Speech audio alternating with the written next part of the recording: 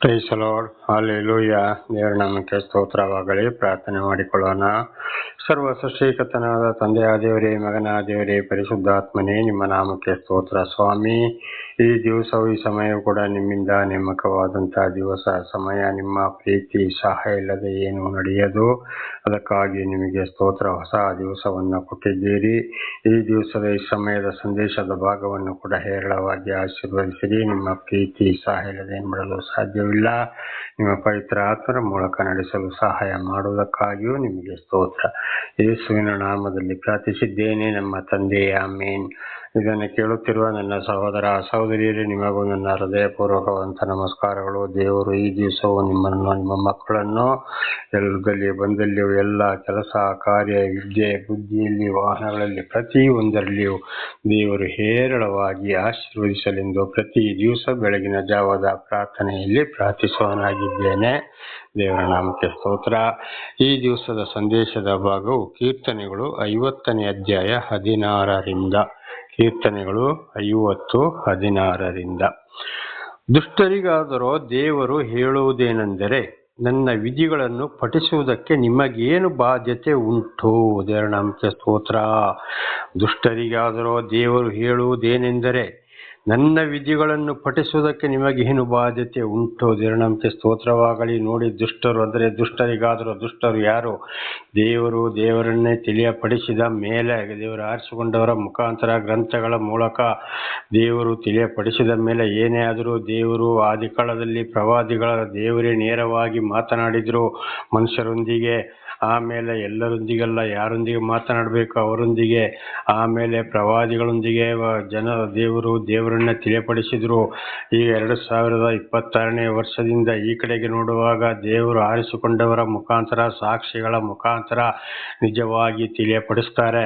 ಹಾಗೆ ಪಡಿಸುವಾಗ ದೇವರನ್ನೇ ತಿಳಿಯಪಡಿಸಿದಾಗ ಯಾರು ದೇವರ ಮಾತನ್ನು ಕೇಳದೆ ಪ್ರಾಪಂಚಿಕ ವಿಷಯದಲ್ಲಿ, ಅಂದರೆ ದೇವರ 10 ದಶಾಜ್ಞೆಗಳಿಗೆ ಯಾರು ವಿರೋಧವಾಗಿ ನಡೆಯುತ್ತಾರೋ ಇವರು ದುಷ್ಟರು. ಅದು ಬರೀ ಜನಗಳು, ವಿಶ್ವಾಸಿಗಳು, ಭಕ್ತರು ಅಂತ ಹೇಳಿ ಪ್ರಯೋಜನ. ಭಕ್ತರಂದ್ರೆ ಇಡೀ ಮನುಷ್ಯರು. ದೇವರಲ್ಲಿ ಸರಿಯಾದ ವಿಶ್ವಾಸ ಯಾರು ಇಡ್ತಾರೋ ಅವರು ಮಾತ್ರ ಭಕ್ತರಾಗಿದ್ದಾರೆ. ದೇವರ ಮಾತನ್ನ ಕೇಳಿ ಅದರಂತೆ ನಡೆಯೋರು ಮಾತ್ರ ಭಕ್ತರಾಗಿದ್ದಾರೆ. ಹಾಗೆ ಮತ್ತೆ ಇನ್ನು ಬಹಳ ಸಮಯದಿಂದ ನಾವು ಬಹಳ ಸಲ ತಿಳ್ಕೊಂಡಿದ್ದೇವೆ, ಈ ಕಡೆ ಲೋಕ ಬೇಕು, ದೆವ್ವ ಬೇಕು, ದೇವರು ಬೇಕು, ಎಲ್ಲ ಬೇಕು ಅಂತ ಹೋಗುವವರು ದೇವರನ್ನು ಚೂರು ತಳ್ಳಿ ಬಿಟ್ಟವರಾಗಿದ್ದಾರೆ, ದುಷ್ಟರಾಗಿದ್ದಾರೆ. ಅವರಿಗೆ ದೇವರು ಏನು ಹೇಳ್ತಾ ಇದ್ದಾರೆ? ನನ್ನ ವಿಧಿಗಳನ್ನು ಪಠಿಸುವುದಕ್ಕೆ ನಿಮಗೇನು ಬಾಧ್ಯತೆ? ನನ್ನ ವಾಕ್ಯಗಳನ್ನು ಓದಲು, ಇನ್ನೊಬ್ಬರಿಗೆ ಬೋಧನೆ ಮಾಡಲು, ಸಾಕ್ಷಿ ಕೊಡಲು ನಿಮಗೆ ಏನು ಅಧಿಕಾರ ಇದೆ? ನಿಮಗೆ ಏನು ಯೋಗ್ಯತೆ ಇದೆ? ನನ್ನನ್ನು ನಿಮಗೆ ತಿಳಿಯಪಡಿಸಿದೆ. ಆದರೂ ನೀವು ಇವತ್ತು ಏನು ಮಾಡ್ತಾ ಇದ್ದೀರಿ? ನೀವು ನಿಜವಾಗಿ ದೇವರ ಮಾತನ್ನು ಕೇಳ್ತಾ ಇದ್ದೀರೋ? ನನ್ನ ಮಾತಿಗೆ ವಿಧೇಯರಾಗಿದ್ದೀರೋ? ಈ ಕಡೆ ನನ್ನ ಮಾತು ಕೇಳ್ತಾ ಇದ್ದೀರಿ, ಲೋಕದ ಕಡೆಗೆ ಹೋಗ್ತಾ ಇದ್ದೀರಿ, ಸೈತಾನನ ಕಡೆಗೆ ಹೋಗ್ತಾ ಇದ್ದೀರಿ.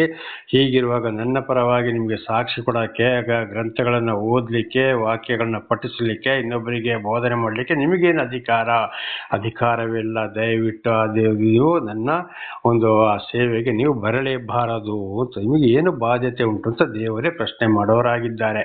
ಅದಕ್ಕೆ ಇವತ್ತು ಅನೇಕರು ನಾವು ದೇವಮಾನವರು, ಅಂಥವ್ರು ಇಂಥವ್ರು, ನಾನು ಪ್ರಾರ್ಥನೆ ಮಾಡ್ತೇನೆ ಹಾಗೆ ಹೀಗೆ ಅಂತ ಹೇಳಿದ್ರು ಪ್ರಾರ್ಥನೆಗೆ ಉತ್ತರ ಸಿಕ್ಕುವುದಿಲ್ಲ. ಬದಲಾಗಿ ನಾನಾ ರೀತಿ ಕಷ್ಟ, ಸಂಕಟ, ದುಃಖಗಳನ್ನು ಅನುಭವಿಸೋದು ಅವರ ಮಕ್ಕಳಿಗೂ ಕೂಡ ಒಳ್ಳೆ ಮಾರ್ಗದಲ್ಲಿ ಹೋಗಲು ಸಾಧ್ಯವಾಗುವುದಿಲ್ಲ. ಕಾರಣ, ದೇವರು ದರ್ಶನ ಕೊಟ್ಟ ಮೇಲೆ ಅನೇಕ ಪಾಪಗಳಿಂದ ಅವ್ರನ್ನ ಬಿಡುಗಡೆ ಮಾಡಿ ದೇವರು ರಕ್ಷಣೆ ಮಾಡಿದ ಮೇಲೆ ಮಾಡ್ತಾ ಬರುವಾಗ ಅವರು ಮತ್ತೆ ಏನು ಮಾಡ್ತಾರೆ? ದೇವರನ್ನೇ ಬಿಟ್ಟು, ಅಂದರೆ ದೇವರೊಂದಿಗೆ ಜೀವಿಸುವ ಜೀವಿತ ಬಹಳ ಶಿಸ್ತಾಗಿದೆ.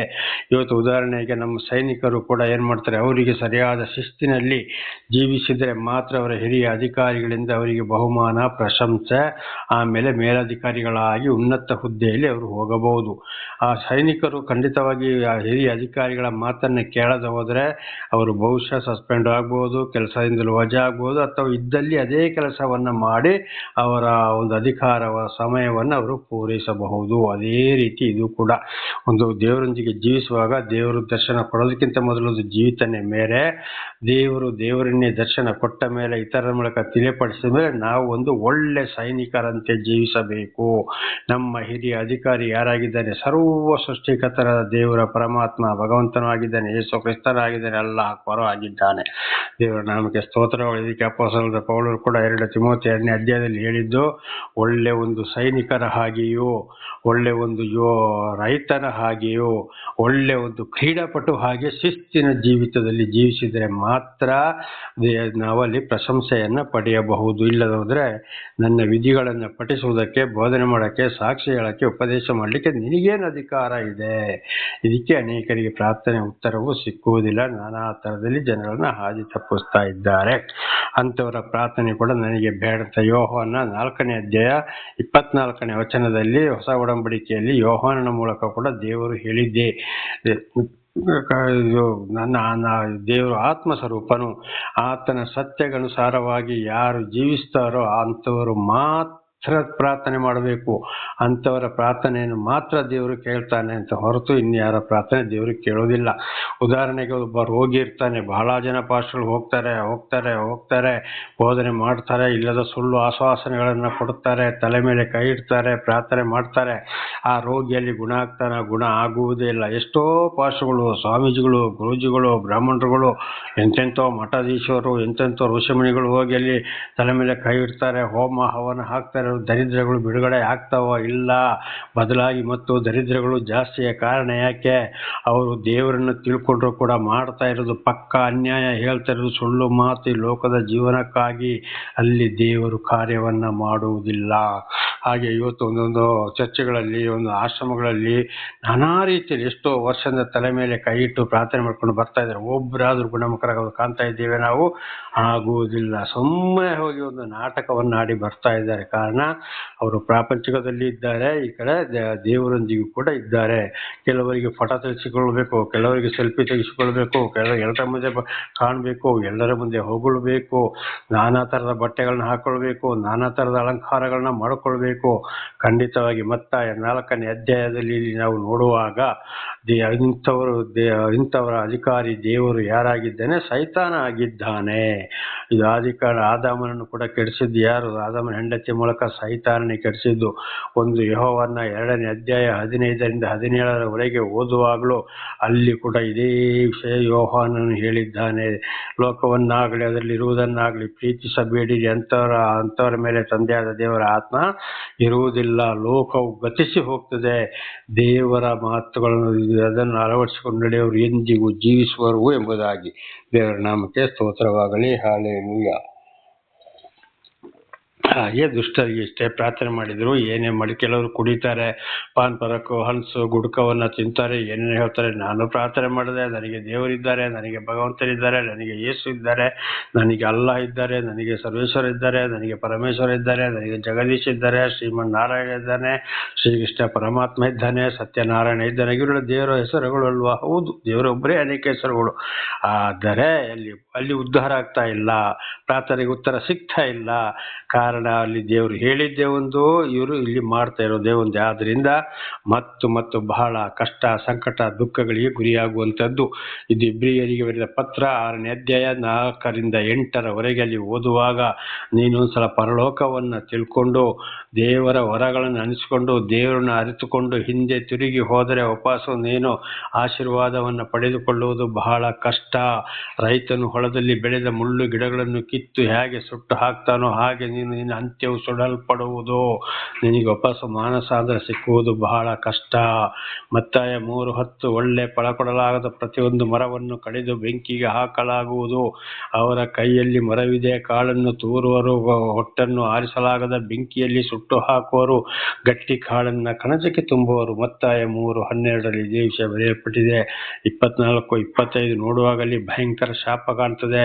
ಪ್ರಕಟಣೆ 21:8 ನೋಡುವಾಗ ಇಂತಿಂಥವರು ಗದಗದಗದಂತ ಉರಿಯುವ ಬೆಂಕಿಯ ಕುಂಡಕ್ಕೆ ಹೋಗಿ ಬೀಳುವರು, ಅದು ಅವರ 2ನೇ ಮರಣ ಅಂತೇಳಿ. ದೇವರ ನಾಮಕ್ಕೆ ಸ್ತೋತ್ರವಾಗಲಿ. ಹಳೆ ಒಡಂಬಡಿಕೆಯಲ್ಲಿ ಕೂಡ ನೋಡುವಾಗ ದೇವರ ಮಾತನ್ನು ಕೇಳದಂತ ಎಂತೆಂಥೋ ಪ್ರವಾದಿಗಳನ್ನ, ಅರಸರುಗಳನ್ನ ದೇವರು ತಗೊಂಡೋಗಿ ಬಹಳ ಶಿಕ್ಷೆಗೊಳಪಡಿಸಿದ್ದಾರೆ. ಅದಕ್ಕೆ ಇಲ್ಲಿ ಹೇಳಿದ್ದು, ದುಷ್ಟರಿಗಾದರೂ ದೇವರು ಹೇಳುವುದೇನೆಂದರೆ, ನನ್ನ ವಿಧಿಗಳನ್ನು ಪಠಿಸುವುದಕ್ಕೆ ನಿಮಗೇನು ಬಾಧ್ಯತೆ ಉಂಟು? ಖಂಡಿತವಾಗಲೂ ಇಲ್ಲ, ನಾವು ಅವರಾಗಿ ಆಗಬಾರದು. ನನ್ನ ನಿಬಂಧನೆಯನ್ನು ಉಚ್ಚರಿಸುವುದು ನಿಮಗೇನು ಕೆಲಸ?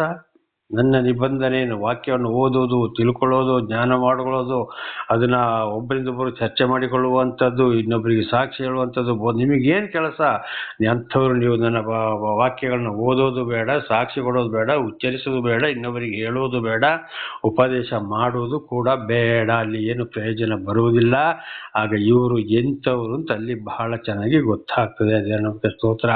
ಧರ್ಮೋಪದೇಶಕಾಂಡ 4ನೇ ಅಧ್ಯಾಯ 2ನೇ ವಚನದಲ್ಲಿ ಇರುವುದನ್ನು ಒಂದು ತೆಗಿಬೇಡಿ, ಇಲ್ಲದನ್ನು ಸೇರಿಸಬೇಡಿ. 12:32 ಕೂಡ ಅದೇ ವಿಷಯವನ್ನ ಮೋಶೆ ಮುಖಾಂತರ ಇಸ್ರಾಯೇಲರಿಗೆ ದೇವರು ಅದೇ ಮಾತನ್ನಲ್ಲಿ ಹೇಳಿದ್ದಾರೆ. ಪ್ರಕಟಣೆ 22:18-19 ಇರೋದನ್ನ ಒಂದು ತೆಗಿಬೇಡಿ, ಇಲ್ಲದನ್ನ ಒಂದು ತೆಗಿಬೇಡಿ, ನಾನು ಬಂದು ಸರಿಯಾಗಿ ಅವರವರ ಕೃತ್ಯಕ್ಕೆ ತಕ್ಕಾದ ಪ್ರತಿಫಲವನ್ನು ಕೊಡುತ್ತೇನೆ ಎಂಬುದಾಗಿ ಕೂಡ ಬರೆಯಲ್ಪಟ್ಟಿದೆ. ಜ್ಞಾನೋಕ್ತಿ 36 ಓದುವಾಗ ಜ್ಞಾನಿ ಸೊಲೊಮೋನನ ಮುಖಾಂತರ ಸುಳ್ಳು ಹೇಳಿ ಜನಗಳನ್ನ ಹಾಳು ಮಾಡಿದವರು ಬಹಳ ಶಿಕ್ಷೆಗೆ ಒಳಗಾಗ್ತಾರೆ. ಆಗ ಜನಗಳು ಏನ್ ಮಾಡ್ತಾರೆ? ಸುಳ್ಳು ಹೇಳಿ ಹಣ ಸಂಪಾದನೆ ಮಾಡ್ದ, ಹಾಗೆ ಮಾಡ್ದ, ಹೀಗೆ ಮಾಡ್ದ, ನೋಡಿ ಈಗ ಗಂಡ ಹೆಂಡತಿ ಮಕ್ಕಳು ಯಾವ ಶಿಕ್ಷೆಗೆ ಗುರಿಯಾಗಿದ್ದಾರೆ ನೋಡಿದೆ. ಇತರರ ಬಾಯಿಯಲ್ಲಿ ಹೇಳಿಸಿಕೊಳ್ಳಬೇಕಾಗಿದೆ. ದೇವರು ಆ ಮಟ್ಟದ ಭಯಂಕರವಾದ ಶಿಕ್ಷೆಗೊಳಪಡಿಸ್ತಾನೆ. ಅದಲ್ಲ ಆಗಲೇ ಹೇಳಿದ ಹಾಗೆ ಪ್ರಕಟಣೆ 21 ನೋಡುವಾಗ ಪ್ರತಿಯೊಬ್ಬರು ಕಡೆಗೆ ಬಹಳ ಶಿಕ್ಷೆ ಮೊದಲಿಗಿಂತಲೂ 2 ಪಾಲರಷ್ಟು ಶಿಕ್ಷೆಗೆ ಗುರಿಯಾಗ್ತಾರೆ ಅಂತೇಳಿ ಬರೆಯಲ್ಪಟ್ಟಿದೆ. ಆದ್ರಿಂದ ಅವರಾಗಿ ನಾವು ಆಗಬಾರದು. 17 ನೀವು ನನ್ನ ಸುಶಿಕ್ಷಣವನ್ನು ಹಾಗೆ ಮಾಡುತ್ತೀರಲ್ಲ, ನನ್ನ ಆಜ್ಞೆಯನ್ನು ಉಲ್ಲಂಘಿಸುತ್ತೀರಿ. ಯಾಕೆ ಕಷ್ಟ, ಸಂಕಟ, ದುಃಖಗಳನ್ನು ದೇವರ ರೈತರನ್ನು ಪ್ರಾರ್ಥನೆ ಮಾಡಿದ್ರು, ದಾನ ಧರ್ಮ ಮಾಡಿದ್ರು, ದೇವರ ವಾಕ್ಯಕ್ಕೆ ಅವಿಧೇಯರಾಗಿ ನಡೆಯುವುದು, ಅದನ್ನು ಹಾಗೆ ಮಾಡುವುದು, ತಿಳ್ಕೊಂಡು ತಿಳಿಯದವರ ಹಾಗೆ ಲೋಕದ ವಿಷಯಗಳಿಗೆ ವಿಗ್ರಹಧನೆ, ಮಾಟ, ಮಾಯ, ಮಂತ್ರ, ಜ್ಯೋತಿಷ, ಸೊಳ್ಳೆತನ, ಕದಿಯೋದು, ಸುಳ್ಳು ಹೇಳೋದು, ವ್ಯಭಿಚಾರ ಮಾಡೋದು, ಸೊಳ್ಳೆತನ ಮಾಡೋದು, ಗಂಡ ಹೆಂಡತಿ ಸರಿ ಜೀವಿಸ್ತಾ ಇಲ್ಲ, ಮಕ್ಕಳನ್ನು ಸರಿಯಾಗಿ ಜೀವಿಸ್ತಾ ಇಲ್ಲ, ತಂದೆ ತಾಯಿಗಳನ್ನು ಸರಿಯಾಗಿ ನೋಡ್ತಾ ಇಲ್ಲ, ಇನ್ನೊಬ್ಬರ ಆಸ್ತಿ ಪಾಸ್ತಿ ಬಡ್ಡಿಗೆ ಹಣ ಕೊಡುವಂಥದ್ದು, ಕೆಲಸ ಮಾಡಿದವರಿಗೆ ಸರಿಯಾಗಿ ಸಂಬಳ ಕೊಡೋದಿಲ್ಲ, ಕೆಲಸ ಮಾಡೋರು ಸಂಬಳ ತಗೊಂಡು ಸರಿಯಾಗಿ ಕೆಲಸ ಮಾಡೋದಿಲ್ಲ, ಲಂಚ ತೆಗೆಯೋದು, ಬಡ್ಡಿ ಇನ್ನೊಬ್ಬರ ಆಸ್ತಿ ಪಾಸ್ತಿಗೆ ಹಾಗೆ ಮಾಡುವಂಥದ್ದು, ಲಂಚ ತಗೊಳ್ಳುವಂಥದ್ದು, ಬಡ ಬಗ್ಗರನ್ನ ದೊಡ್ಡವ್ರನ್ನ ನಾಶನಕ್ಕೆ ತಳ್ಳುವಂಥದ್ದು, ಇನ್ನೊಬ್ಬರಿಗೆ ನಾನಾ ರೀತಿಯಲ್ಲಿ ನಾವು ಒಂದಲ್ಲ ಒಂದು ರೀತಿಯಲ್ಲಿ ಸುಳ್ಳು ಹೇಳುವಂಥದ್ದು, ಅನ್ಯಾಯ ಮಾಡುವಂಥದ್ದು, ಇದುವೇ ಆಗಿದೆ ದೇವರನ್ನ ಹಾಗೆ ಮಾಡುವಂಥದ್ದು. ಹಾಗೆ ಅದಕ್ಕೆ ದೇವರ ನನ್ನ ಆಜ್ಞೆಯನ್ನು ನೀವು ಹಾಗೆ ಮಾಡುತ್ತೀರಿ, ಉಲ್ಲಂಘಿಸುತ್ತೀರಿ. ದೇವರ ನಾಮಕ್ಕೆ ಸ್ತೋತ್ರ. ಅದಕ್ಕೆ ಶಿಕ್ಷೆಯನ್ನ ಒಂದಲ್ಲ ಒಂದು ಪ್ರಾಣಿ ಪಕ್ಷಿಗಳು ಹೊಲ ವ್ಯವಸಾಯಗಳಲ್ಲಿ ಕೂಡ ಇವತ್ತು ಇಡೀ ಭೂಲೋಕದ ಮೇಲೆ ದೇವರ ಕೋಪ ಬಂದಿರುವುದು ಇದುವೇ ಕಾರಣವಾಗಿದೆ. 18 ನೀವು ಚೋರರೊಡನೆ ಸಂತೋಷದಿಂದ ಸೇರುತ್ತೀರಿ, ಜಾರರ ಒಡನಾಟವೇ ನಿಮಗಿಷ್ಟ. ನೋಡಿ, ಏನೇ ಬುದ್ಧಿ ಹೇಳಿದ್ರು ಕೆಟ್ಟವರ ಸಂತೋಷದಲ್ಲಿ ಇರ್ತೀರಿ, ಆ ದುಷ್ಟರು ಅನೀತಿವಂತರ ಜೊತೆಯಲ್ಲಿ ನೀವು ಇರ್ತೀರಿ. ವ್ಯಭಿಚಾರಿಗಳ ಒಡನಾಟವೇ ನಿಮಗಿಷ್ಟ. ಕುಡಿಯೋದು, ತಿನ್ನೋದು, ಸೊಳೆತನ, ಈಗಾಗಲೇ ಹೇಳಿದಂಥ ಕೆಟ್ಟ ಕಾರ್ಯಗಳಲ್ಲಿ ಇಷ್ಟ. ಅದುವೇ ನಿಮ್ಮನ್ನ ನಾಶಕ್ಕೆ ತಗೊಂಡು ಹೋಗ್ತದೆ. ಎಷ್ಟು ಬುದ್ಧಿವಾದ ಹೇಳಿದ್ರು ನೀವು ಕೇಳ್ತಾ ಇಲ್ಲ. ಇವತ್ತು ಅನೇಕರನ್ನು ಕೂಡ ಎಂತೆಂಥವ್ರನ್ನ ನಾವು ನೋಡ್ತೇವೆ. ಸುಳ್ಳು, ದಗ, ಮೋಸ ಹೇಳಿಕೊಂಡು ಗ್ರಂಥಗಳನ್ನ ಹಿಡ್ಕೊಂಡು ಅವರವರು ಹಣ ಸಂಪಾದನೆ ಮಾಡೋದು, ಗಂಡ ಹೆಂಡತಿ ಮಕ್ಕಳ ಜೀವನಕ್ಕೆ ದೊಡ್ಡ ದೊಡ್ಡ ಗಾಡಿಗಳು, ದೊಡ್ಡ ದೊಡ್ಡ ಮೊಬೈಲು, ದೊಡ್ಡ ದೊಡ್ಡ ಸ್ಟೈಲ್ಗಳು, ದೊಡ್ಡ ದೊಡ್ಡ ಮನೆಗಳೇ ಆಗಿದ್ದಾವೆ ಹೊರತು ಜನಗಳನ್ನು ಎಚ್ಚರಿಸುವಂಥದ್ದು, ಗದರಿಸುವಂಥದ್ದು, ಬೋಧನೆ ಮಾಡುವಂಥದ್ದು ಇವತ್ತು ಯಾರಲ್ಲಿದೆ? ಯಾರಲ್ಲಿ ಆದರೂ ಇದ್ರೆ ಈ ಲೋಕದಾಗಲಿ ವಿಷಯಗಳಿಗೆ ಆಸೆ ಪಡದೆ ಸರ್ವ ಸೃಷ್ಟಿಕರ್ತನ ಮಾತಿನ ಮೇಲೆ ಪ್ರೀತಿ ಇಟ್ಟು ಅದರಂತೆ ನಡೆಯೋರು ಎಲ್ಲಿಯೋ ಕೋಟಿಗೆ ಒಬ್ಬ ಸಿಕ್ಕಬಹುದೇ ಅನ್ನೋ ಲಕ್ಷಕ್ಕೊಂದು ಸಿಕ್ಕಿದ್ರೆ ಪುಣ್ಯ, ಅಂತೂ ಕೋಟಿಗೊಬ್ಬ ಕೂಡ ಸಿಕ್ಕಬಹುದು ಅಂತ ನನ್ನ ಒಂದು ಅಂದಾಜಾಗಿದೆ. ಯಾಕೆಂದ್ರೆ ಇಷ್ಟೇ ತಿಳಿಸಿದ್ರು ಖಂಡಿತವಾಗಿ ಅವರಿಗೆ ದುಷ್ಟರೇ ಬೇಕು, ಅಲ್ಲಿ ಕುಡಿಬೇಕು, ತಿನ್ಬೇಕು, ಜಾತ್ರೆ, ಹಬ್ಬ, ಹುಣ್ಣಿಮೆ, ಅನ್ಯಾಯ ಮಾಡಬೇಕು, ಸರ್ಕಾರಕ್ಕೆ ಮೋಸ ಮಾಡಬೇಕು, ಆಗಲೇ ಹೇಳಿದಂಥ ವಿಚಾರದಲ್ಲಿ ಸೇರಬೇಕು. ಇಲ್ಲದ್ರೆ ಅವರಿಗೆ ಸಂತೋಷದಿಂದ ಜೀವಿಸ್ಲಿಕ್ಕೆ ಆಗುವುದಿಲ್ಲ. ಶಿಸ್ತಿನ ಜೀವಿತ ಅವರಿಗೆ ಬೇಡವೇ ಬೇಡ. ಜಾರರ ಒಡನಾಟ, ಕೆಟ್ಟವರ ವ್ಯಭಿಚಾರಿಗಳ ಸವಾಸಗಳು, ಇದುವೇ ಇವತ್ತು ನಾನಾ ರೀತಿ ಶಿಕ್ಷೆಗೆ ಒಳಗಾಗಲು ಕಾರಣವಾಗಿದೆ. ಇಂಥವರಿಗೆ ದೇವರು ಹೇಳ್ತಾ ಇದ್ದಾರೆ, ನನ್ನ ಉಪದೇಶವನ್ನ ದುಷ್ಟರಿಗಾದರೂ ದೇವರು ಹೇಳುವುದೇನೆಂದರೆ, ನನ್ನ ವಿಧಿಗಳನ್ನು ಪಠಿಸುವುದಕ್ಕೆ ನಿಮಗೇನು ಬಾಧ್ಯತೆ ಉಂಟು? ನನ್ನ ನಿಬಂಧನೆಯನ್ನು ಉಚ್ಚರಿಸುವುದು ನಿಮಗೆ ಏನು ಕೆಲಸ? ಖಂಡಿತವಾಗಿ ಗ್ರಂಥಗಳನ್ನ ಓದಬೇಡಿ, ಉಚ್ಚರಿಸಬೇಡಿ, ಬೋಧನೆ ಮಾಡಬೇಡಿ, ಸಾಕ್ಷಿ ಕೊಡಬೇಡಿ. ನೀವು ಅದನ್ನು ಶಿಕ್ಷಣವನ್ನು ಹಾಗೆ ಮಾಡುತ್ತೀರಿ, ನನ್ನ ಆಜ್ಞೆಯನ್ನು ಉಲ್ಲಂಘಿಸುತ್ತೀರಿ. ನೋಡಿ, ಇದುವೇ ನೀವು ಚೋರರೊಡನೆ ಸಂತೋಷದಿಂದ ಸೇರುತ್ತೀರಿ, ಜಾರರ ಒಡನಾಟವೇ ನಿಮಗಿಷ್ಟ. ಒಳ್ಳೆ ಮಾತು, ಬುದ್ಧಿವಾದ ಬೇಡ. ಹೇಳಿದ್ರೆ ಅಂಥವ್ರನ್ನ ಹಾಗೆ ಮಾಡ್ತೀರಿ, ಹೊಡೆಯಕ್ಕೆ ಹೋಗ್ತೀರಿ, ಬೊಯ್ಯಕ್ಕೆ ಹೋಗ್ತೀರಿ, ಹೋಗ್ತೀರಿ, ಕೊಲೆ ಮಾಡ್ತೀರಿ, ಅಂಥವ್ರ ಸಹವಾಸವನ್ನೇ ಬಿಡ್ತೀರಿ, ಚಾಡಿ ಹೇಳಿ ಇನ್ನು ಅಂಥವ್ರನ್ನ ಕೆಡಿಸ್ಲಿಕ್ಕೆ ಕೂಡ ನೋಡ್ತೀರಿ ನಾನಾ ರೀತಿಯಲ್ಲಿ. ಖಂಡಿತವಾಗಿ ಬಹಳ ಕಷ್ಟ ಇದೆ. ದಗ ಅಂತ ಉರಿಯುವ ಬೆಂಕಿಗೆ ಬೀಳಬೇಕಾಗ್ತದೆ. ತಂದೆ ತಾಯಿ ಮಾಡಿದಂಥ ಪಾಪ ಮಕ್ಕಳ ಮೇಲೆ ಹೋಗ್ತದೆ. ಮಕ್ಕಳು ಕೂಡ ಅಲ್ಲಿ ಉದ್ಧಾರ ಆಗೋದಿಲ್ಲ. ಈ ಪಾಪಗಳಲ್ಲಿ ಉದ್ಧಾರ ಆಗೋದಿಲ್ಲ. ಅದಕ್ಕೆ ಹೆತ್ತ ತಂದೆಯ ದೋಷ ಫಲ 3-4 ಮಕ್ಕಳ ತಲೆಮಾರಿಗೆ. ತಾಯಿಯ ಪಾಪ ಅಳಿದು ಹೋಗದಿರಲಿ. ಎಷ್ಟೇ ಹೇಳಿದ್ರು ಮಾತು ಕೇಳೋದಿಲ್ಲ. ಇದಕ್ಕೂ ದೇವರು ಹೇಳ್ತಾ ಇದ್ದಾರೆ, ಅವರು ಪಾಪಕ್ಕೆ ಗುರಿಯಾಗಿದ್ದಾರೆ, ಅವರು ನರಕಕ್ಕೆ ಗುರಿಯಾಗಿದ್ದಾರೆ. ಪಾತಾಳ ಅವರನ್ನು ಬಾಯಿ ತೆರೆದು ಕೂತಿದೆ. ಅವರು ಕೆಡುಕಲು ನರಕಕ್ಕೆ ಹೋಗುವುದರಿಂದ, ಅವರಲ್ಲಿ ಪಾಪದ ಕೊಡ ತುಂಬಿ ತುಳುಕುವುದರಿಂದ ನನ್ನ ಮಾತು ಅವರು ಇಷ್ಟಪಡೋದಿಲ್ಲ, ನನ್ನ ಮಾತನ್ನು ಅವರು ಕೇಳುವುದಿಲ್ಲ ಅಂತ ಸರ್ವ ಸೃಷ್ಟಿಗತನಾದ ದೇವರು ತಾನೇ ಹೇಳಿದ್ದಾರೆ. ನಾನು ಹೇಳಿದಂಥದ್ದು ಅಲ್ಲ, ಹೇಳುವಂಥದ್ದು ಕೂಡ ಅಲ್ಲ. ದೇವರ ನಾಮಕ್ಕೆ ಸ್ತೋತ್ರ. 19ನೇ ವಚನ, ಕೀರ್ತನೆಗಳು 50:19. ನಿಮ್ಮ ಬಾಯನ್ನು ಕೇಡಿಗೆ ಒಪ್ಪಿಸುತ್ತೀರಿ, ನಾಲಿಗೆಯು ಮೋಸವನ್ನು ನೇಯುತ್ತದೆ ಅಂತ. ನೋಡಿ, ಬಾಯಿಯನ್ನು ಏನ್ ಮಾಡ್ತಾರೆ? ಕೇಡಿಗೆ. ಅವರ ಬಾಯಲ್ಲಿ ದೇವರನ್ನು ತಿಳಿದಿದ್ರು ಕೂಡ ಅವರ ಬಾಯಲ್ಲಿ ಒಳ್ಳೆ ಮಾತೇ ಬರುವುದಿಲ್ಲ, ಬಾಯಿ ತೆರೆಯೋದಿಲ್ಲ. ಕೇಡಿಗೆ ಅಂದ್ರೆ ಕೆಟ್ಟ ಯೋಚನೆ, ಇನ್ನೊಬ್ಬರನ್ನ ಹಾಳು ಮಾಡೋದು, ಇನ್ನೊಬ್ಬರನ್ನ ಹಾಳು ಮಾಡಿ ನಾವು ಯಾವ ರೀತಿ ಜೀವನ ಮಾಡುವುದು. ಬೆಳೆಗಾದರೂ ಮಳೆಯಲ್ಲಿ ಕೂಡ ಅದೇ ಯೋಚನೆ. ಯಾರಿಗೆ ಏನು ಸುಳ್ಳು ಹೇಳುವುದು, ಹೇಗೆ ಮೋಸ ಮಾಡುವುದು, ಯಾವ ರೀತಿ ಅವರಿಂದ ನಾವು ಕಿತ್ತುಕೊಳ್ಳುವಂಥದ್ದು, ಹೇಗೆ ಬೈಬೇಕು, ಹೇಗೆ ಸುಳ್ಳು ಹೇಳಬೇಕು, ಯಾವ ನಾಟಕ ಆಡಬೇಕು ಅಂತ ಇದುವೇ ಯೋಚನೆ ಆಗಿದೆ. ಯಾಕೆ? ಅವರವರೊಂದು ಸ್ವಾರ್ಥ ಜೀವಿತಕ್ಕೋಸ್ಕರ. ನಾಲಿಗೆಯು ಮೋಸವನ್ನು ನೇಯುತ್ತದೆ. ಅವರ ನಾಲಿಗೆಯಲ್ಲಿ ಬರುವುದು ಬರೀ ದಗ, ಮೋಸ, ಮುಂದೆ ಒಂದು ಹಿಂದೆ ಒಂದು. ಮನಸ್ಸಿನೊಳಗೆ ಕೆಟ್ಟ ಯೋಚನೆಗಳು. ನಾವು ಬದುಕಿದರೆ ಸಾಕು, ನಮಗೆ ಸಿಕ್ಕಬೇಕು. ಕೆಲವರಿಗೆ ಅವ್ರು ಕೇಳಿದಾಗೆ ಕೊಡ್ತಾ ಇದ್ದರೆ ಮಾತ್ರ ಸಂತೋಷ. ಆದರೆ ಅವರಿಗೊಂದು ಕಷ್ಟಗಳು ಬಂದಾಗ ಅವರು ತಿರುಗಿ ನೋಡುವುದಿಲ್ಲ. ಇದಕ್ಕೂ ಸರಿಯಾದ ಒಂದು ತೀರ್ಪು ಇದೆ. ಇನ್ನೊಬ್ಬರ ಕೈಯಿಂದ ಬಂದರೆ ಬಂದಷ್ಟು ಬರಲಿ ಅಂತೇಳಿ ಎಳೆದು ತಿನ್ನಕ್ಕೆ ಪ್ರಯತ್ನ ಮಾಡ್ತಾ ಇದ್ದಾರೆ. ಲೂಕನ ಸುವಾರ್ತೆ 16ನೇ ಅಧ್ಯಾಯದಲ್ಲಿ ಸ್ಪಷ್ಟವಾಗಿ ಬರೆಯಲ್ಪಟ್ಟಿದೆ. ಅಂಥವರ ಆತ್ಮವು ನರಕದಲ್ಲಿ ಬೇಯುತ್ತದೆ ಎಂಬುದಾಗಿ ಕೂಡ ಲೂಕ 16ನೇ ಅಧ್ಯಾಯದಲ್ಲಿ ಇದು ಬರೆಯಲ್ಪಟ್ಟಿದೆ. ಬೈಬಲಲ್ಲಿ, ಮಹಾಭಾರತದಲ್ಲಿ, ಭಗವದ್ಗೀತೆಯಲ್ಲಿ ಶ್ರೀಕೃಷ್ಣ ಪರಮಾತ್ಮನು ಇದನ್ನೇ ಹೇಳಿದ್ದಾರೆ. ಹಾಗೆ ಬೈಬಲ್ ಮಾತು ಬೇರೆ ಅಲ್ಲ, ಮಹಾಭಾರತ ಮಾತು ಬೇರೆ ಅಲ್ಲ, ವೇದಗಳ ಮಾತು ಬೇರೆ ಅಲ್ಲ, ಪುರಾಣಗಳ ಮಾತು ಬೇರೆ ಅಲ್ಲ, ಭಗವದ್ಗೀತೆ ಮಾತು ಬೇರೆ ಅಲ್ಲ, ಕುರಾನ್ ಮಾತು ಬೇರೆ ಅಲ್ಲ. ಸ್ವಲ್ಪ ಮಾತಿನಲ್ಲಿ, ಬರವಣಿಗೆ ಶಬ್ದದಲ್ಲಿ ವ್ಯತ್ಯಾಸ ಇರಬಹುದು, ಅದರ ಅರ್ಥ ಒಂದನ್ನೇ ಸೂಚಿಸುತ್ತದೆ. ದೇವರ ನಾಮಕ್ಕೆ ಸ್ತೋತ್ರವಾಗಲಿ. ಹಾಗೆ ನಿಮ್ಮ ಬಾಯಿಕೆಯನ್ನು ಕೇಡಿಗೆ ಒಪ್ಪಿಸುತ್ತೀರಿ, ನಾಲಿಗೆಯು ಮೋಸವನ್ನು ನೇಯುತ್ತದೆ. ನೋಡಿ, ಇದಕ್ಕೂ ಕೂಡ ತೀರ್ಪು ಇದೆ. ಇಂಥವರ ಸವಾಸದಿಂದ ದೂರ ಇರಬೇಕು. ಹೀಗೆ ಇಂಥವ್ರು ಎಷ್ಟೇ ಪ್ರಾರ್ಥನೆ ಮಾಡಿದ್ರು, ಏನೇ ಮಾಡಿದ್ರು ಅವರು ದೇವರು ಕೇಳೋರು ಅಲ್ಲ. ದೇವರು ಆತ್ಮ ಸ್ವರೂಪನು. ಆತನ ಸತ್ಯಕ್ಕನುಸಾರವಾಗಿ ಯಾರು ಪ್ರಾರ್ಥನೆ ಮಾಡ್ತಾರೋ, ಯಾರು ಇರ್ತಾರೋ ಅಂಥವರ ಪ್ರಾರ್ಥನೆ ಮಾತ್ರ ದೇವರು ಕೇಳ್ತಾರೆ ಅಂತೇಳಿ ಯೋಹಾನ 4ನೇ ಅಧ್ಯಾಯ 24ನೇ ವಚನದಲ್ಲಿ ಬರೆಯಲ್ಪಟ್ಟಿದೆ. ಅದಕ್ಕೆ ಹೇಳಿದ್ದು, ಸ್ವಾಮಿ ಸ್ವಾಮಿ ಅನ್ನೋರೆಲ್ಲರೂ ಪರಲೋಕ ರಾಜ್ಯ ಸೇರುವುದಿಲ್ಲ. ಸ್ವಾಮಿ ಸ್ವಾಮಿ ದೇವರೇ ಅಂತ ಹೇಳಿದವರೆಲ್ಲರೂ ಪರಲೋಕ ವೈಕುಂಠಕ್ಕೆ ಸೇರುವುದಿಲ್ಲ, ಅಲ್ಲನ ಬಳಿಗೂ ಹೋಗುವುದಿಲ್ಲ. ದೇವರ ಚಿತ್ತವನ್ನು ನೆರವೇರಿಸಿ ಪರಿಶುದ್ಧರಾಗಿ ಪರಲೋಕವನ್ನು ಸಂಪಾದನೆ ಮಾಡಿ ಸತ್ತವರು ಮಾತ್ರ ಪರಲೋಕವನ್ನು ಸೇರ್ತಾರೆ. 1 ಪೇತ್ರ 4ನೇ ಅಧ್ಯಾಯ 6ನೇ ವಚನದಲ್ಲಿ ಕೂಡ ಇದೆ. ಅವರು ಜೀವಿತ ಕಾಲದಲ್ಲಿ ಇರುವಾಗ ಸೈತಾನ ಕಡೆಗೆ ಹೋಗ್ತಾ ಇದ್ದಾರಾ, ದೇವರ ಕಡೆಗೆ ಹೋಗ್ತಾ ಇದ್ದಾರಂತ ಅವರನ್ನ ಕಂಡು ಹಿಡಿಬಹುದು ಅಂತೇಳಿ ಬರೆಯಲ್ಪಟ್ಟಿದೆ. ಅದಕ್ಕೆ 10 ದಶಾಜ್ಞೆಗಳು. ಸೀನಾಯಿ ಬೆಟ್ಟದಲ್ಲಿ ಅಂದರೆ ಹಿಮಾಲಯ ಪರ್ವತದಲ್ಲಿ ದೇವರು ಮೋಶೆ ಮೂಲಕ ಇಸ್ರೇಲರು, ಅಂದ್ರೆ ಮೋಶೆ ಅಂದ್ರೆ ನೀರಿನಿಂದ ಎತ್ತಲ್ಪಟ್ಟವನು ಅಂತ ಅದರ ಅರ್ಥ. ಇಬ್ರು ಭಾಷೆಯಲ್ಲಿ ಮೋಶೆ ಅಂತ ಹೇಳುವಂಥದ್ದು.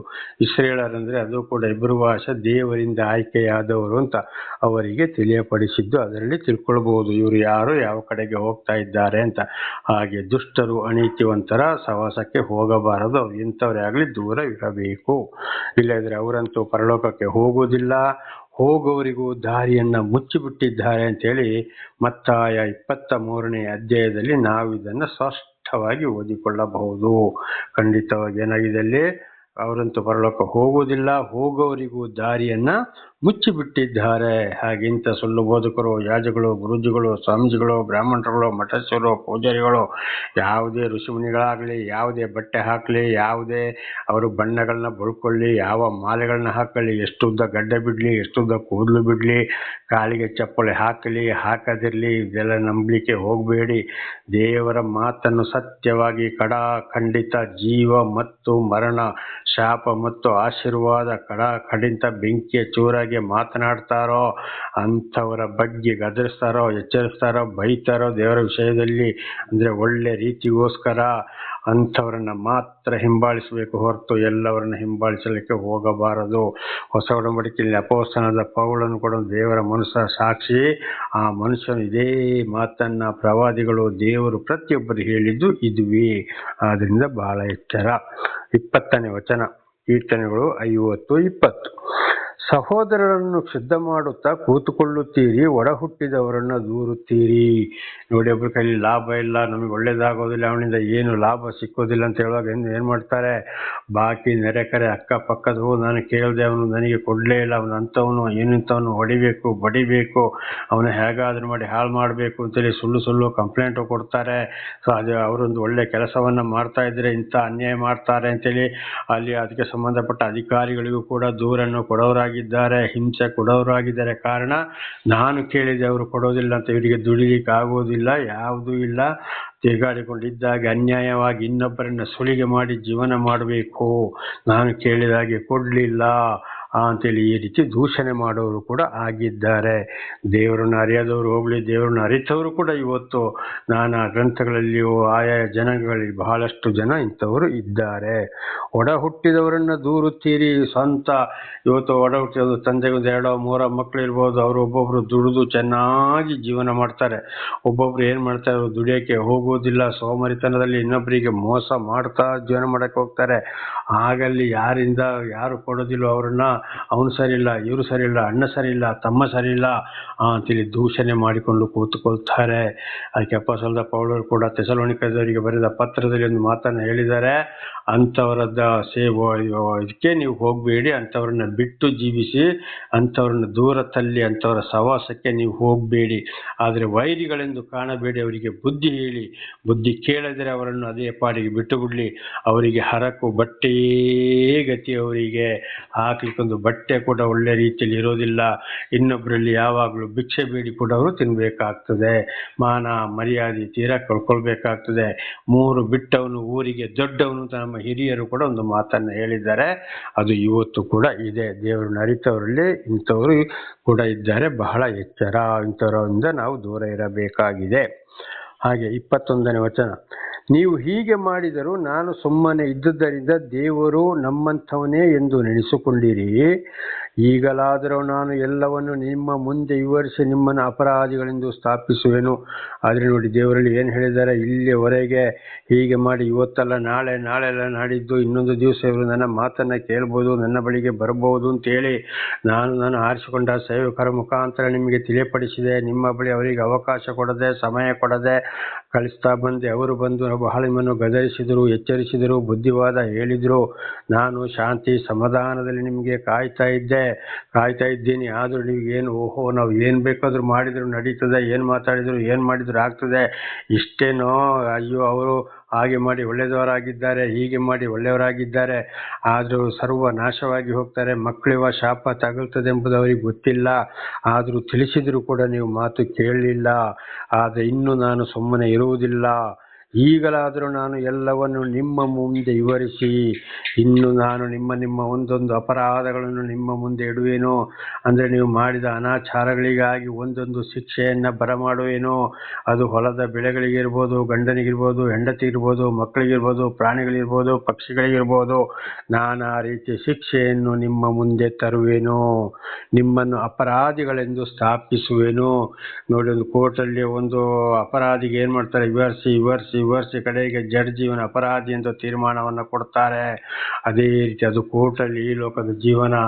ಆದರೆ ದೇವರು ಏನು ಮಾಡ್ತಾರೆ, ತಿಳಿಸ್ತಾರೆ ಇವತ್ತಲ್ಲ ನಾಳೆ ಖಂಡಿತವಾಗಿ ನನ್ನ ಬಳಿಗೆ ಬರ್ಬೋದೇನಂತೇಳಿ ಅಪೊಸ್ತಲರ ಕೃತ್ಯ 16ನೇ ಅಧ್ಯಾಯ 30ನೇ ವಚನದಲ್ಲಿ ನೋಡುವಾಗ, ಭೂಲೋಕದ 4 ಕಡೆಯಿಂದಲಾದರೂ ನನ್ನ ಬಳಿಗೆ ಎಲ್ಲರೂ ಬರಬೇಕು ಅಂತ ನಾನು ಕಾಯ್ತಾ ಇದ್ದೇನೆ. ರೋಮಪುರದವರಿಗೆ ಬರೆದ ಪತ್ರದಲ್ಲಿ ನಾನು ಶಾಂತಿ ಸಮಾಧಾನದಲ್ಲಿದ್ದೇನೆ ಎಂಬುದಾಗಿ ಅಪೊಸ್ತಲನಾದ ಪೌಲರು ಕೂಡ ಇದೇ ವಿಷಯವನ್ನು ದೇವರು ಹೇಳಿದ್ದಾರೆ ಎಂದಲೂ ಹೇಳಿದ್ದಾನೆ. ಅದಕ್ಕೆ ನೋಡಿ ಅದಕ್ಕೆ ನಾನು ನನ್ನ ಪ್ರವಾದಿಗಳನ್ನು ಮತ್ತು ಸಾಕ್ಷಿಗಳನ್ನು ತಡಬಾರದೆ ನಿನ್ನ ಬಳಿಗೆ ಕಳಿಸ್ತಾ ಬಂದೆ. ಅವರಿಗೆ ಅವಕಾಶ ಕೊಡದೆ ಅವರನ್ನು ಕಳಿಸ್ತಾ ಬಂದೆ, ಎಚ್ಚರಿಸಿದೆ, ಮಾತು ಕೇಳಿಲ್ಲ, ಇನ್ನು ಎತ್ತಿದ ಕೈ ಇಳಿಯದು, ಸರ್ವನಾಶಕ್ಕೆ ಹೋಗ್ತೀಯ ಎಂಬುದಾಗಿ ಅಂಥವರ ಮೇಲೆ ದೇವರ ಕೋಪ ಬಹಳ ಇಳಿದು ಬರ್ತದೆ. ಅದಕ್ಕೆ ದೇವರು ಹೇಳಿದ್ದು, ನೀವು ಹೀಗೆ ಮಾಡಿದರೂ ನಾನು ಸುಮ್ಮನೆ ಇದ್ದುದರಿಂದ ದೇವರು ನಮ್ಮಂಥವನೇ ಎಂದು ನೆನೆಸಿಕೊಂಡು ಈಗಲಾದರೂ ನಾನು ಎಲ್ಲವನ್ನು ನಿಮ್ಮೊಂದು ವಿವರಿಸಿ ನಿಮ್ಮನ್ನು ಅಪರಾಧಿಗಳೆಂದು ಸ್ಥಾಪಿಸುವೆನು. ಅದಕ್ಕೆ ನೋಡಿ, ಎಷ್ಟೇ ಪ್ರಾರ್ಥನೆ ಮಾಡಿದ್ರು, ಏನೇ ಮಾಡಿದ್ರು, ಕಾಯಿಲೆ, ಕಷ್ಟ, ಸಂಕಟ, ದುಃಖಗಳು, ಆಕ್ಸಿಡೆಂಟ್ಗಳು, ಹೊಡೆದಾಟ, ಬಡದಾಟ, ಕೊಲೆ, ಕ್ಯಾನ್ಸರ್ಗಳು, ನಾನಾ ರೀತಿ ದೊಡ್ಡ ದೊಡ್ಡ ಕಾಯಿಲೆಗಳು ಬಂದು ನರಕವಾಗುವಂಥದ್ದು, ಕಡೆಗೆ ಪದ್ದ ಆಸ್ತಿ ಪಾಸ್ತಿ ಬೆಳ್ಳಿ ಬಂಗಾರ ತೀರ ಮಾರಿ ಎಲ್ಲವನ್ನ ತಗೊಂಡೋಗಿ ಆಸ್ಪತ್ರೆಗೆ ಹಾಕುವಂಥದ್ದು, ಲಾಯರ್ಗಳಿಗೆ ತಿಳಿಸುವಂಥದ್ದು, ನಾನಾ ರೀತಿ ಹೊಡೆದಾಟ ಬಡದಾಟಗಳು ಬರುವುದು ಇದುವೇ. ಪ್ರಾಣಿಗಳು ಸಾಯುವಂಥದ್ದು, ಪಕ್ಷಿಗಳು ಸಾಯುವಂಥದ್ದು, ನಾನಾ ರೀತಿ ಶಿಕ್ಷೆಗಳು ಇದುವೇ ಆಗ್ತಾ ಇರೋದು. ಆದ್ದರಿಂದ ಬಹಳ ಎಚ್ಚರ, ದೇವರು ಆದುಕೊಂಡಂಥ ನಾವುಗಳು ಬಹಳ ಎಚ್ಚರವಾಗಿರಬೇಕು. ದೇವರ ನಾಮಕ್ಕೆ ಸ್ತೋತ್ರ. 22ನೇ ವಚನ, ದೇವರನ್ನು ಬಿಟ್ಟವರೇ ಇನ್ನು ಮನಸ್ಸಿಗೆ ತಂದುಕೊಳ್ಳಿರಿ, ಇಲ್ಲವಾದರೆ ನಿಮ್ಮನ್ನು ಹರಿದು ಬಿಟ್ಟೇನು, ನಿಮ್ಮನ್ನು ತಪ್ಪಿಸುವವರು ಯಾರು ಇರುವುದಿಲ್ಲ. ದೇವರನ್ನು ಬಿಟ್ಟವರೇ ಇದನ್ನು ಮನಸ್ಸಿಗೆ ತಂದುಕೊಳ್ಳಿರಿ. ನೋಡಿ, ಹೇಳಿದಂಥ ಮಾತನ್ನು ಮನಸ್ಸಿಗೆ ತಂದುಕೊಳ್ಳಿರಿ. ನಾನು ನಿಮಗೆ ದರ್ಶನವನ್ನು ಕೊಟ್ಟಿದ್ದೇನೆ, ಖಂಡಿತವಾಗಿಯೂ ಇನ್ನೂ ದರ್ಶನ ಕೊಡೋಕ್ಕೆ ನಾನು ಬರುವುದಿಲ್ಲ, ಪಡಿಸ್ತಲೇ ಇದ್ದೇನೆ. ಈಗಲಾದರೂ ನನ್ನನ್ನು ಬಿಟ್ಟು ನೀವು ದೂರ ಹೋಗಿದ್ದರೆ ನನ್ನ ಮಾತನ್ನು ಕೇಳಿ ನನ್ನ ಬಳಿಗೆ ಬನ್ನಿರಿ, ಪಾಪಗಳನ್ನು ಒಪ್ಪಿಕೊಳ್ಳಿರಿ, ಪಶ್ಚಾತ್ತಾಪ ಪಡಿರಿ, ಖಂಡಿತವಾಗಿ ನಾನು ನಿಮ್ಮನ್ನು ಉನ್ನತಪಡಿಸುವೆನು, ಆಶೀರ್ವಾದ ಮಾಡುವೆನು. ಹಳೆಯ ಪಾಪಗಳನ್ನ ಅಜ್ಞಾನದ ಕಾಲದಲ್ಲಿ ನಾನು ಮಾಡಿದಂಥ ಗಣನೆಗೆ ತಂದುಕೊಳ್ಳುವುದಿಲ್ಲ ಎಂಬುದಾಗಿ ಕೂಡ ದೇವರು ಆದುಕೊಂಡವರ ಮುಖಾಂತರ ದೇವರು ಹೇಳಿದ್ದಾರೆ. ಹಾಗೆ ದೇವರು ಆರಿಸಿಕೊಂಡವರ ಮುಖಾಂತರ ಸತ್ಯವನ್ನ ದೇವರು ತಿಳಿಯಪಡಿಸುವಾಗ ಈ ಲೋಕದ ವಿಷಯಗಳನ್ನ ಬಿಟ್ಟು ದೇವರ ಮಾತನ್ನ ಕೇಳಿ ನಡೆಯುವುದು, ಒಂದು ವೇಳೆ ಗೊತ್ತಾಗದರೆ ಮತ್ತು ಅವರ ಮುಖಾಂತರ ಕೇಳಿ ತಿಳಿದುಕೊಳ್ಳುವವರು ಎಷ್ಟೋ ಬುದ್ಧಿವಂತರು ಎಂಬುದಾಗಿ ಕೂಡ ದೇವರ ವಾಕ್ಯ ತಿಳಿಸಲ್ಪಡುತ್ತದೆ. ದೇವರ ನಾಮಕ್ಕೆ ಸ್ತೋತ್ರವಾಗಲಿ. ಅದರಿಂದ ಮನಸ್ಸಿಗೆ ತಂದುಕೊಳ್ಳಿರಿ, ಇಲ್ಲವಾದರೆ ನಿಮ್ಮನ್ನು ಹರಿದು ಬಿಟ್ಟೇನು. ಮತ್ತು ಗರ್ವ ಅಹಂಕಾರದಲ್ಲಿದ್ದರೆ ಹರಿದು ಬಿಟ್ಟೇನು. ಇವತ್ತೊಂದು ಬಟ್ಟೆ ಹಳೆದಾಗಿ ಯಾವ ರೀತಿ ಹರಿದು ಹೋಗ್ತದೆ, ಅದೇ ರೀತಿ ನಿಮ್ಮ ಜೀವಮಾನ ಚಿಂದಿಯಾಗಿ ಹೋಗ್ತದೆ ಅಂತ ಹೇಳುವಂತ ಅರ್ಥವಾಗಿದೆ. ನಿಮ್ಮನ್ನು ತಪ್ಪಿಸುವವರು ಯಾರು ಇರುವುದಿಲ್ಲ. ನೋಡಿ, ದೇವರ ಶಿಕ್ಷೆಯಿಂದ ತಪ್ಪಿಸಿಕೊಳ್ಳಲು ಯಾರು ಇರುವುದಿಲ್ಲ. ಒಂದು ದೊಡ್ಡ ದೊಡ್ಡ ಕಾಯಿಲೆಗಳು ಬರ್ತವೆ, ಎಷ್ಟೋ ಲಕ್ಷ ಆಸ್ಪತ್ರೆಗೆ ಸುರಿತಾರೆ, ಕಡೆಗಳಿಂದ ಹೆಣ ಬರ್ತದೆ, ಆಕ್ಸಿಡೆಂಟ್ ಆಗ್ತದೆ, ಕೈ ಕಾಲು ಮುರ್ಕೊಳ್ತದೆ, ಹೋಗಿ ಆಸ್ಪತ್ರೆಯಲ್ಲಿ ಕೂಡ ಬೀಳ್ಬೋದು.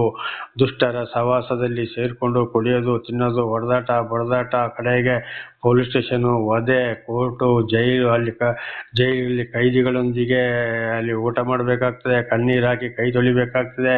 ಈ ಹಿಂದೆ ಎಂತೆಂಥವರು ಆಗಿದ್ದಾರೆ, ಇವತ್ತು ಕೂಡ ಎಂತೆಂಥ ಬಲಾಢ್ಯರು ಜೈಲಲ್ಲಿ ಕೈದಿಗಳೊಂದಿಗೆ ಊಟ ಮಾಡ್ತಾ ಇದ್ದಾರೆ. ಇದನ್ನು ಚೆನ್ನಾಗಿ ಗಣನೆಗೆ ತಂದುಕೊಳ್ಬೇಕು. ದೇವರು ವಿರುದ್ಧವಾಗಿ ಗರ್ವ ಅಹಂಕಾರದಲ್ಲಿ ನಡೆದವರಿಗೆ ಇದುವೇ ಗತಿ. ದೇವರು ಖಂಡಿತವಾಗಿ ಹರಿಯುವಾಗ ಯಾರಿಂದಲೂ ತಪ್ಪಿಸಲಿಕ್ಕೆ ಸಾಧ್ಯವೇ? ಯಾವ ಡಾಕ್ಟರ್ಗಳಿಂದಲೋ, ಯಾವ ಲಾಯರ್ಗಳಿಂದಲೋ, ಯಾವ ಜಡ್ಜಿಗಳಿಂದಲೋ, ಯಾವ ಔಷಧಿಗಳಿಂದಲೂ ತಪ್ಪಿಸಲು ಸಾಧ್ಯವೇ ಇಲ್ಲ. 23ನೇ ವಚನ, ಯಾರು ಸ್ತುತಿಯಜ್ಞವನ್ನು ಸಮರ್ಪಿಸುತ್ತಾರೋ ಅವರೇ ನನ್ನನ್ನು ಗೌರವಿಸುವರು. ದೇವರ ದರ್ಶನ ಕೊಟ್ಟ ಮೇಲೆ ಪ್ರತಿಯೊಂದು ಕೆಲಸ ಕಾರ್ಯದಲ್ಲಿ ದೇವರನ್ನ ನೆನೆಸಿಕೊಂಡು, ದೇವರು ನನ್ನನ್ನು ಹಿರಿಯರ ಪಾಪಗಳಿಂದಲೂ ನನ್ನ ಪಾಪಗಳಿಂದಲೂ ಬಿಡುಗಡೆ ಮಾಡಿದ್ರಪ್ಪ, ಇವತ್ತು ಈ ಮಟ್ಟಕ್ಕೆ ನೆಲೆಸಿದ್ದಾರೆ, ದೇವರೇ ನಿಮಗೆ ಸ್ತೋತ್ರ. ಪ್ರತಿಯೊಂದು ಕೆಲಸ ಕಾರ್ಯ ಊಟದಲ್ಲಿ ಕೂಡ ಎಂಥ ಕಷ್ಟ ಸಂಕಟ ದುಃಖಗಳು ಬಂದರೂ ಕೂಡ ದೇವರೇ ನೀನೇ ಅಪ್ಪ, ಬದುಕಿಸ್ತೀಯ ಸಾಸ್ತೀಯ ಗೊತ್ತಿಲ್ಲ, ನನಗೆ ನೀನೇ ಸಾಕು, ಇನ್ನೊಂದು ನನಗೆ ಯಾವುದು ಬೇಡ, ಯಾರು ಬೇಡ ಅಂತ ಹೇಳಿ ಖಂಡಿತವಾಗಿ ದೇವರಿಗೆ ಸ್ತೋತ್ರವನ್ನು ಸಲ್ಲಿಸಿಕೊಂಡು ಅವರವರಿಗೆ ದೇವರು ಕೊಟ್ಟ ಕೆಲಸವನ್ನ ಮಾಡಿಕೊಂಡು ಅದರಲ್ಲಿ ದೇವರನ್ನು ಕಾಣ್ತಾರೋ, ವಾಕ್ಯಕ್ಕೆ ವಿಧೇಯರಾಗ್ತಾರೋ, ಅಂಥವ್ರು ಮಾತ್ರ ಅವರೇ ದೇವರನ್ನು ಗೌರವಿಸುವವರು, ಅಂಥವರಿಗೆ ಮಾತ್ರ ದೇವರ ಆಶೀರ್ವಾದ. ಇಲ್ಲದ್ರೆ ಖಂಡಿತವಾಗಿ ದೇವರ ಆಶೀರ್ವಾದ ಸಿಕ್ಕಲು ಸಾಧ್ಯವೇ ಇಲ್ಲ. ತಮ್ಮ ನಡತೆಯನ್ನು ಸರಿಪಡಿಸಿಕೊಳ್ಳುವವರಿಗೆ ನನ್ನ ವಿಶೇಷವಾದ ರಕ್ಷಣೆಯನ್ನು ತೋರಿಸುವೆನು. ತಮ್ಮ ನಡತೆ, ನುಡಿ ಕ್ರಿಯೆಗಳು ಹಿಂದಿನ ಕಾಲದಲ್ಲಿ ಆಗಿ ಹೋಯಿತು. ಹಿಂದಿನ ಜೀವಿತದಲ್ಲಿ ಹಿರಿಯರಿದ್ದು ನಮ್ಮದು.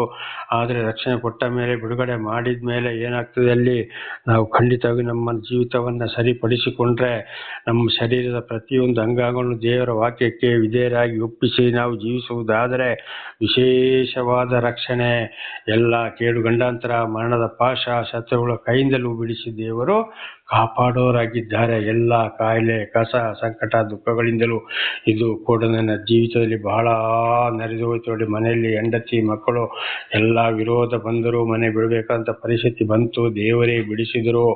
ಅನೇಕ ರೀತಿ ಶತ್ರುಗಳ ಕೈಯಿಂದಲೂ ಕೂಡ, ವಾಹನ ಅಪಘಾತದಿಂದಲೂ ನಾನು 2 ಸಲ ಸಾಯ್ಬೇಕಾಯ್ತು. ಕೊರೋನಾದಲ್ಲಿ ಕೂಡ ನಾನು ಸಾಯ್ಬೇಕಾಯ್ತು. ನಾನಾ ರೀತಿ ವೈರಿಗಳು ಬಂದರು, ಏನೇನೋ ಬಂದರು. ಆದರೆ ಇವತ್ತು ನಾನು ಈಗ 72ನೇ ವರ್ಷ ನಡೀತಾ ಇದೆ. ಒಬ್ಬಂಟಿಗನಾಗಿದ್ದರೂ ಕೂಡ ಒಂದೊಂದ್ಸಲ ನಾನಾ ರೀತಿ ಕಾಯಿಲೆಗಳು, ಡಿಸ್ಕ್ ಪ್ರಾಬ್ಲಮ್ ಬಂತು, ಕುತ್ತಿಗೆ ನೋವು ಬಂತು, ನಾನಾ ರೀತಿಯಲ್ಲಿ ಈಗಲೂ ಒಂದೊಂದ್ಸಲ ಬರ್ತಲೇ ಇದೆ. ಆದರೆ ದೇವರಿಗೆ ತಕ್ಷಣದಲ್ಲಿ ಪ್ರಾರ್ಥನೆ ಮಾಡಿದಾಗ, ಕೈ ಇಟ್ಟು ದೇವರಲ್ಲಿ ಪಶ್ಚಾತ್ತಾಪ ಪಟ್ಟಾಗ ಖಂಡಿತವಾಗಿ ಅದು ಗುಣವಾಗಲೇ ಆಗ್ತದೆ. ದೇವರು ನನಗೆ ವಿಶೇಷವಾದ ರಕ್ಷಣೆಯನ್ನು ಕೊಟ್ಟು ಇವತ್ತು ನಡೆಸುವವರಾಗಿದ್ದಾರೆ. ದೇವರ ನಾಮಕ್ಕೆ ಸ್ತೋತ್ರವಾಗಲಿ. ಹಾಗೆ ನನ್ನ ಸಹೋದರ ಸಹೋದರಿಯರೇ, ದೇವರು ನನ್ನ ಮೂಲಕ ನಿಮಗೆ ಸತ್ಯವನ್ನು ತಿಳಿಯಪಡಿಸ್ತಾ ಇದ್ದಾರೆ. ದಯವಿಟ್ಟು ಸತ್ಯವಾಕ್ಯಗಳಿಗೆ ಕಿವಿ ಕೊಟ್ಟು ನಡೆದು ನಿಮ್ಮ ಮಕ್ಕಳನ್ನು ಅದೇ ಮಾರ್ಗದಲ್ಲಿ ನಡೆಸಿ ದೇವರಿಂದ ಆಶೀರ್ವಾದವನ್ನು ಹೊಂದಿಕೊಳ್ಳಿರಿ. ಸುಳ್ಳು ಬೋಧಕರು, ಗುರುಗಳು, ಯಾಜಕರು, ಸ್ವಾಮೀಜಿಗಳು, ಪಾಸ್ಟರ್ಗಳು, ಫಾದರ್ಗಳು, ಋಷಿಮುನಿಗಳು, ಬ್ರಾಹ್ಮಣರು, ಮಠಾಧೀಶರು ಅಂತ ಹೇಳಿ ಸುಳ್ಳು ಹೇಳೋರನ್ನ ಕಂಡು ಹಿಡಿಯಿರಿ ಮೊದಲು. ಖಂಡಿತವಾಗಿ ಅಂಥವರ ಸಹವಾಸ ಮಾಡಬಾರದು, ದೇವರಿಂದ ದೂರ ಹೋಗಬಾರದು, ದೇವರ ಕೋಪಕ್ಕೆ ಗುರಿಯಾಗುವುದು ಬೇಡ. ನನ್ನ ಮೂಲಕ ವಿಶೇಷವಾಗಿ ನಿಮಗೆ ತಿಳಿಯಪಡಿಸ್ತಾ ಇದ್ದಾರೆ. ನಾನಲ್ಲ, ನನ್ನ ಮೂಲಕ ದೇವರು ನಿಮಗೆ ತಿಳಿಯಪಡಿಸುವಂಥದ್ದು, ಎಚ್ಚರಿಸುವಂಥದ್ದು, ಸರ್ವ ಸೃಷ್ಟಿಕರ್ತನಾದ ದೇವರ ಮಾತನ್ನೇ ತಿಳಿಯಪಡಿಸುವಂಥದ್ದು. ದೇವರ ನಾಮಕ್ಕೆ ಸ್ತೋತ್ರವಾಗಲಿ. ನಾಳೆಗೂ ಮುಂದುವರಿಯುವುದು. ಪ್ರಾರ್ಥನೆ ಮಾಡ್ಕೊಳ್ಳೋಣ. 50ನೇ ಕೀರ್ತನೆಗಳು ಇಲ್ಲಿಗೆ ಮುಕ್ತಾಯವಾಯಿತು. ಸರ್ವ ಸೃಷ್ಟಿಕರ್ತನಾದ ತಂದೆಯ ದೇವರೇ, ಮಗನ ದೇವರೇ, ಪರಿಶುದ್ಧಾತ್ಮನೇ, ನಿಮ್ಮ ನಾಮಕ್ಕೆ ಸ್ತೋತ್ರ ಸ್ವಾಮಿ. ಇವತ್ತಿನ ಒಂದು ಸಂದೇಶವನ್ನು ಕೂಡ ನನ್ನ ಸಹೋದರ ಸಹೋದರಿಗೆ ಬಿಡಿಯಾಗಿ ನೀವು ತಿಳಿಸಿದ್ದೀರಿ, ಎಚ್ಚರಿಸಿದ್ದೀರಿ. ದೇವರೇ, ಯಾರ ಮೇಲೆ ನೀವು ಪ್ರೀತಿ ಇಟ್ಟಿದ್ದೀರೋ ಅವರಿಗೆ ಮಾತ್ರ ಈ ಸತ್ಯ ಸುವಾರ್ತೆಯನ್ನು ತಿಳಿಸ್ತಾ ಇದ್ದೀರಿ ಸ್ವಾಮಿ, ಎಲ್ಲ ಗ್ರಂಥಗಳ ಮೂಲಕ. ದೇವರ ನಾಮಕ್ಕೆ ಸ್ತೋತ್ರ. ಅಂತವರು ನಿಮ್ಮ ವಾಕ್ಯಕ್ಕೆ ವಿಧೇಯರಾಗಿ ಜೀವಿಸಿ ಅವರ ಮಕ್ಕಳನ್ನು ಅದೇ ಮಾರ್ಗದಲ್ಲಿ ನಡೆಸಲು ಬೇಕಾದ ವಿಶೇಷವಾದ ಶಾಂತಿ, ಸಮಾಧಾನ, ಜ್ಞಾನ, ಆರೋಗ್ಯವನ್ನು ಕೊಟ್ಟು ದಯಪಾಲಿಸಿರಿ. ಏನಾದರೂ ತಪ್ಪಿ ಹೋಗಿದ್ದರೆ ಅವರನ್ನು ಕ್ಷಮಿಸಿರಿ ಕರ್ತನೆ. ಪಾಪ ಪರಿಹಾರ, ರಕ್ಷಣೆ ನಿಮ್ಮಿಂದಲೇ. ಅವರನ್ನು ಕೂಡ ನಿಮ್ಮ ಪವಿತ್ರ ಆತ್ಮನ ಮೂಲಕ ನಡೆಸಿರಿ. ಅವರ ಹೊಲದಲ್ಲಿಯೂ, ಪ್ರಾಣಿ ಪಕ್ಷಿಗಳು ಪ್ರತಿಯೊಂದರಲ್ಲಿ ಕೂಡ, ಕೆಲಸ ಕಾರ್ಯಗಳಲ್ಲಿ ಎಲ್ಲದರಲ್ಲಿ ಅವರನ್ನು ಹೇರಳವಾಗಿ ಆಶೀರ್ವದಿಸಿರಿ. ಹಾಗೆ ಮಾಡುವುದಕ್ಕಾಗಿ ಸ್ತೋತ್ರ. ನಿಮ್ಮ ಪ್ರೀತಿ ಸಾಯಲದ ಯಾರಿಂದ ಏನು ಮಾಡಲು ಸಾಧ್ಯವಿಲ್ಲ. ನಿಮ್ಮೆಲ್ಲ ಉಪಕಾರಗಳಿಗಾಗಿ ಕೃತಜ್ಞತಾ ವಂದನೆಗಳು. ಯೇಸುವಿನ ನಾಮದಲ್ಲಿ ಪ್ರಾರ್ಥಿಸಿದ್ದೇನೆ ನಮ್ಮ ತಂದೆಯೇ, ಆಮೇನ್. ಇದನ್ನು ಕೇಳುತ್ತಿರುವ ನನ್ನ ಸಹೋದರ ಸಹೋದರಿಯರೇ, ನಿಮಗೂ ನನ್ನ ಹೃದಯಪೂರ್ವಕವಾದಂತಹ ಧನ್ಯವಾದಗಳು. ದೇವರು ನಿಮ್ಮನ್ನು, ನಿಮ್ಮ ಮಕ್ಕಳನ್ನು ಎಲ್ಲರನ್ನು ಹೇರಳವಾಗಿ ಆಶೀರ್ವದಿಸಲೆಂದು ಮತ್ತೊಮ್ಮೆ ನಾನು ಪ್ರಾರ್ಥಿಸುವನಾಗಿದ್ದೇನೆ. ಆಮೇನ್.